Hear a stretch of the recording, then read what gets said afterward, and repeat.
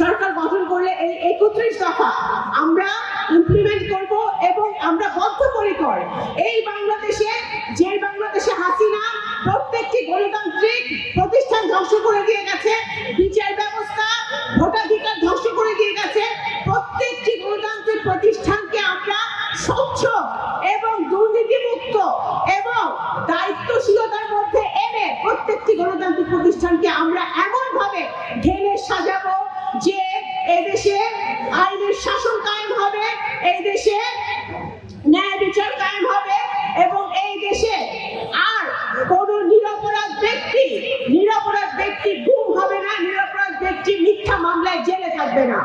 আজকে আমাদের এখনো কিন্তু আমাদের নারীরা নিরাপদ নয়। কেন নিরাপদ নয়? এখনো আমরা দেখছি বিভিন্ন জায়গায়, বিভিন্ন জেলায়, বিভিন্ন উপজেলায়, ইভেন আমাদের ঢাকা শহরেও বিভিন্ন জায়গায় নারীরা অত্যাচারিত হচ্ছে, নির্যাতিত হচ্ছে, কারণ আইনের শাসন নাই। চুরি হচ্ছে, ডাকাতি হচ্ছে, আমাদের সরকার কিছু করতে পারছে না, অন্তর্বর্তীকালীন সরকার। সুতরাং আমরা মনে করি একটি গভীর ষড়যন্ত্র এখনো চলছে। এই গভীর ষড়যন্ত্র থেকে যদি উত্তরণ করতে হয় তাহলে যা সংস্কার প্রয়োজন সেই সংস্কার করে যত তাড়াতাড়ি সম্ভব একটি সুষ্ঠু এবং নিরপেক্ষ ভোটের ব্যবস্থা করতে হবে।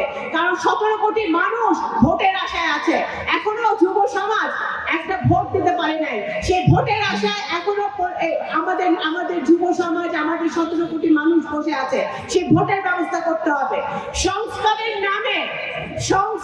নামে যারা কালক্ষেপণ করতে চায় তারা, আমি বলবো, দেশের ভালো চায় না, তারা গণতন্ত্র চায় না, তারা দেশের শত্রু, গণতন্ত্রের শত্রু। সুতরাং আজকে আসুন আমরা 5ই আগস্ট পরবর্তী আমাদের ছাত্র জনতার আত্মাহুতির পরে, এত রক্ত ঝরার পরে আমরা যে বাংলাদেশ পেয়েছি, এই সুযোগ কিন্তু আমরা দ্বিতীয়বার নাও পেতে পারি। এই সুযোগ আমাদের কাজে লাগাতে হবে।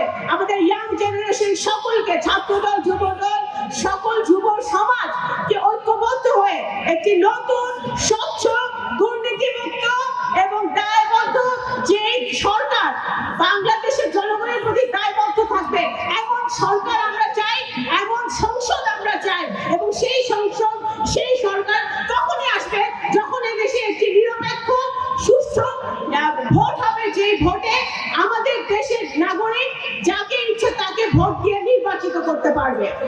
আমাদের শিক্ষা, স্বাস্থ্য, বাসস্থান সব কিছুতে যদি আমাদের উন্নয়ন করতে হয়, আমাদের হাসিনা যেই ভরাডুবি বাংলাদেশকে যেই ধ্বংসস্তূপে রেখে গেছে, সেই ধ্বংসস্তূপ থেকে তুলে এনে আমাদের অর্থনীতি, আমাদের ব্যাংকিং সেক্টর, আমাদের ব্যবসা বাণিজ্য সবকিছু ঠিক করতে হয়, তাহলে বাংলাদেশ জাতীয়তাবাদী দলের কোনো বিকল্প নাই।